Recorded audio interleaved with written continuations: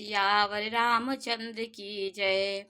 देखिए, भगवान रामचंद्र जी इस प्रकार परशुराम जी को समझाए कि उसका ये बालक समझ के इसको क्षमा कर दीजिए।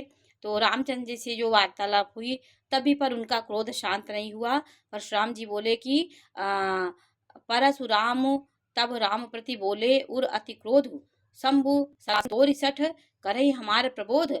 280 दोहे में है बालकांड के कि तब परशुराम जी हृदय में अत्यंत क्रोध भरकर श्री रामचंद्र जी से बोले, अरे शठ, तू शिव जी का धनुष तोड़कर उल्टा हम ही को ज्ञान देता है। वो राम से भी क्रोधित हो गए, क्रोध में भरे हुए थे। तो बंधु कहई कटु सम्मत तोरे और तू छल विनय करच कर जोरे। तेरा या भाई तेरी ही संपत्ति से कटु वचन बोल रहा है सम्मत से, और तू मुझे छल से हाथ जोड़कर विनय करता है। या तो युद्ध में मेरा संतोष कर, नहीं तो राम कहलाना छोड़ दे।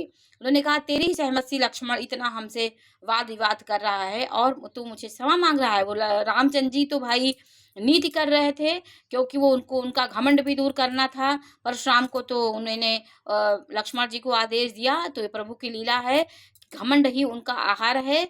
तो रामचंद्र जी घमंड को ही आहार समझते हैं।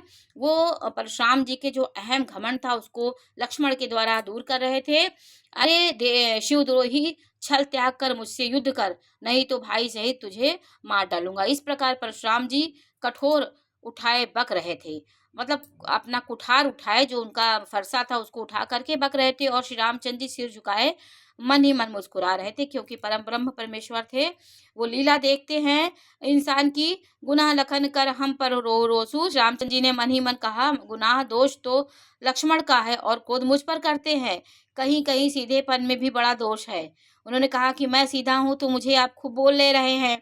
टेढ़ा जानकर सब किसी को की भी वंदना कर देते हैं। टेढ़े चंद्रमा को राहु भी नहीं रचता है। रामचंद्र जी ने उनसे ये बात कहा और श्री रामचंद्र जी ने प्रकट कहा कि हे मुनीश्वर, क्रोध छोड़िए, आपके हाथ में कुठार है और मेरा सिर आगे है। जिस प्रकार आपका क्रोध जाए हे स्वामी, वही कीजिए, मुझे अपना अनुचर दास जानिए। ये रामचंद्र जी विनम्र भाव से उनसे बोल रहे हैं। स्वामी और सेवक में युद्ध कैसा है ब्राह्मण श्रेष्ठ, क्रोध का त्याग कीजिए। आपका वीरों का सा वेश देकर बालक ने कुछ कह डाला है, वास्तव में उसका भी कोई दोष नहीं है। वो आपको कुठार बाण धनुष धारण किए देख करके, वीर समझ करके बालक को क्रोध आ गया है।